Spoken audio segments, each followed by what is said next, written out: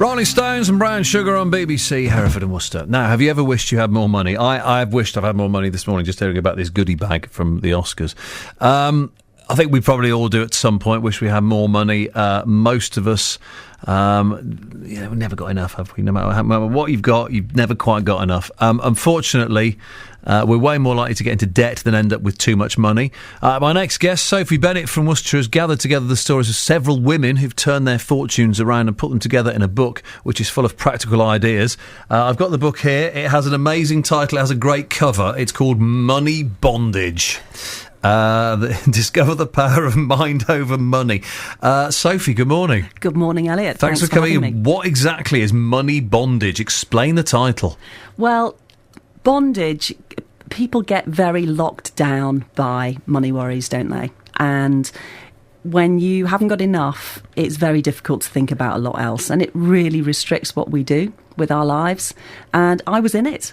Well and truly, I was £68,000 in debt. Wow. And I had to work out how to get out of it.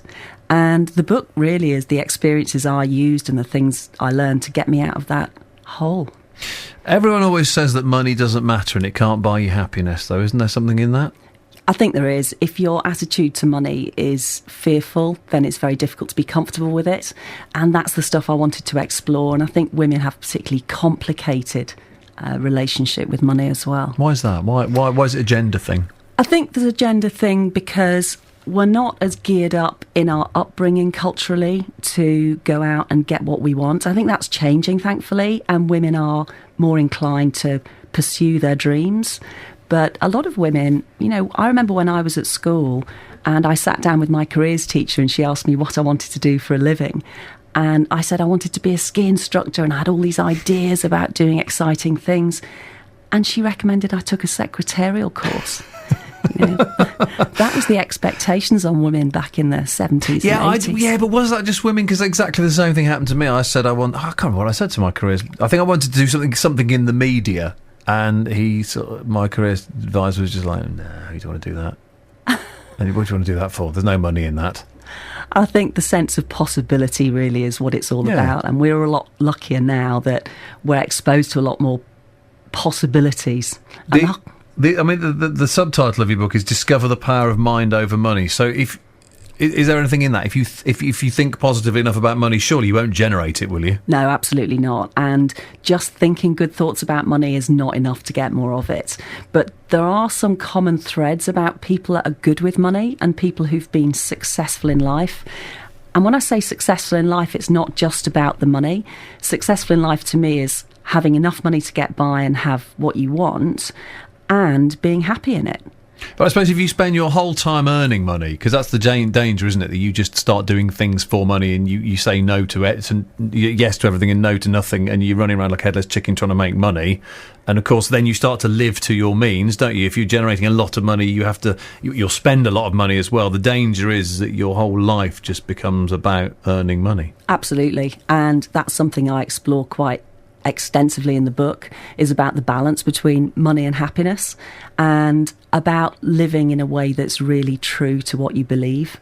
And beliefs are at the heart of how we behave with our money as well. If we think inherently money's a bad thing, we're not going to attract a lot of it into our lives. So it's more than positive thinking. I think you've got to stay the people I've met that have been really happy with their money are very aligned as people, very balanced as people, and it's that I wanted to explore in the book, not just money in its own right. It's luck, though, isn't it, Sophie? Most of it's luck.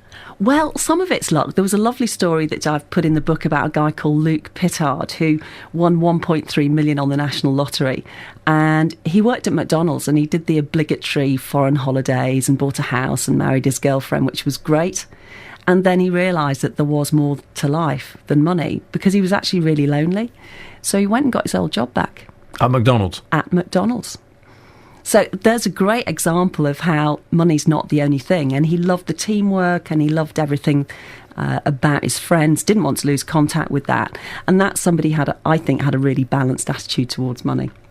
I mean, you mentioned that we're a bit uncomfortable, the idea of money in this. We hate talking about money, don't we? We hate talking about it. And also, I think, unlike the Americans, there seems to be less of a sort of go for it attitude in this country where you feel a little bit embarrassed to say, yeah, I'm going to make piles of money. Definitely. Why is that? Why are we like that? That's something I wanted to look at, because I read a lot of great books when I was trying to get myself out of my money bondage years ago, and they were great, but they were very, very American. And there's this American sort of rah-rah great thing about success, and it doesn't matter how many times you fail, you get back up again. Well, it's like Wall Street, isn't it? We've also in the film Wall Street, it's like that. Yeah, absolutely. There's a really different cultural attitude towards success. Wimps. Yeah, exactly. I remember working in a few places like that years ago, not quite like the Wolf of Wall Street, but certainly where lunch was for wimps sort of thing. And I wanted to do something that was a little bit different, that sat more comfortably with our English reserved attitude about money, because we're different about money and success over here. So what from all this research you've done, from the book, if you had to give us like one or two top hot tips that are going to make us millionaires by this time next year, Rodney, what can you give us, Sophie? Well, ultimately, I think if you want to be happy with your money and have more of it, you need to go through a process so you're aware of how you feel about money and where those values and beliefs came from, and if they serve you well. And if they don't serve you well, maybe it's time to have a think about how you could look at things through a different perspective and get to the point where it's not a case of loving your money, but you love what you do and you're passionate about what you do, and you find something that fits in with your beliefs and your values and your lifestyle. And if you do that consistently enough, and you have some good daily self-disciplines, you will have enough money. But they always say that, don't they? Actually, that's nothing new. They always say that you should do something you're interested in, you care about, and the money will follow. Yeah, there is a dichotomy there, though, isn't there? Because I got into debt by doing what I loved the most. And I was so passionate. I was a professional rider. Yes. And I was trying to get onto the team. And I was good at what I did, and I was passionate about what I did. And I worked really hard. I worked 12-hour days, but I was hugely in debt by following my dream. And it was at that point when I sat back at one particular day in my kitchen, wanting to have something to eat and not being able to afford to get it. Literally, I was looking down the sides of sofas and in kitchen drawers for the odd pennies, and I couldn't even find enough money to earn a pack of bacon.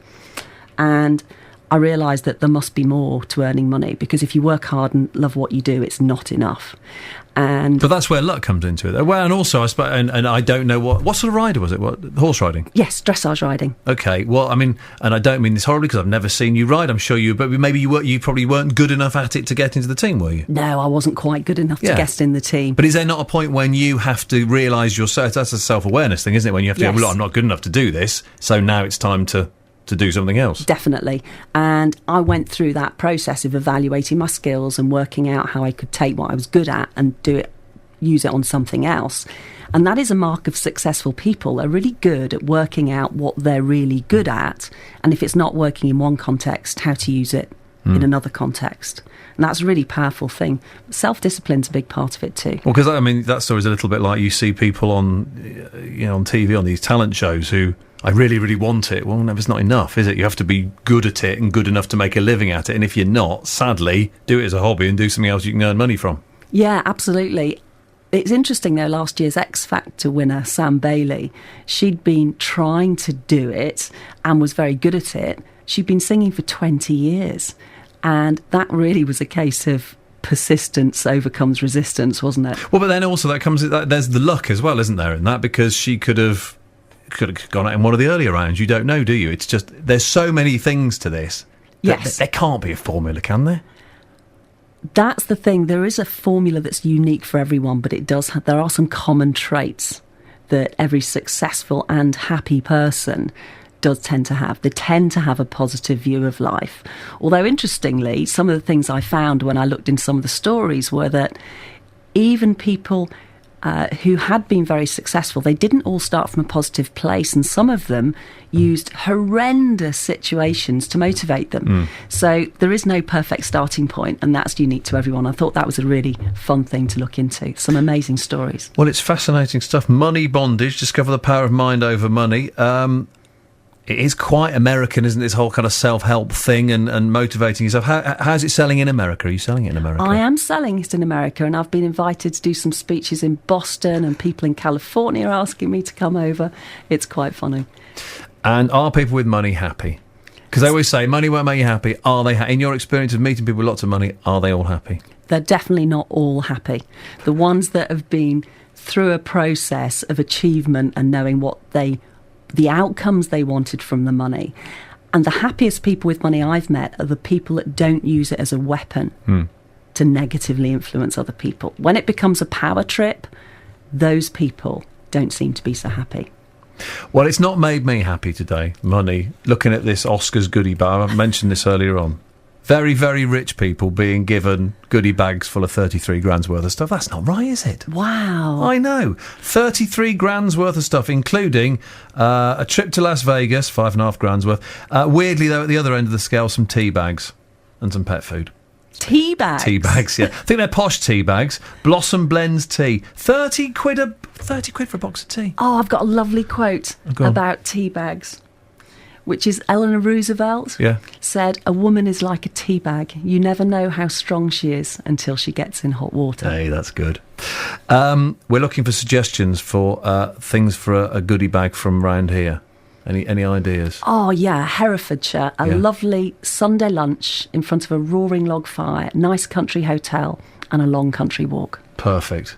Wouldn't even be that expensive, would it? That's a good one. Thank you very much. We'll add that to the list. Sophie Bennett there, and good luck with the book, Sophie. Thank you very much. People, if you want free chapters, moneybondagebook.com, and you can download part of the book for free. Fabulous. Thank you very much. Are you right there, Reg?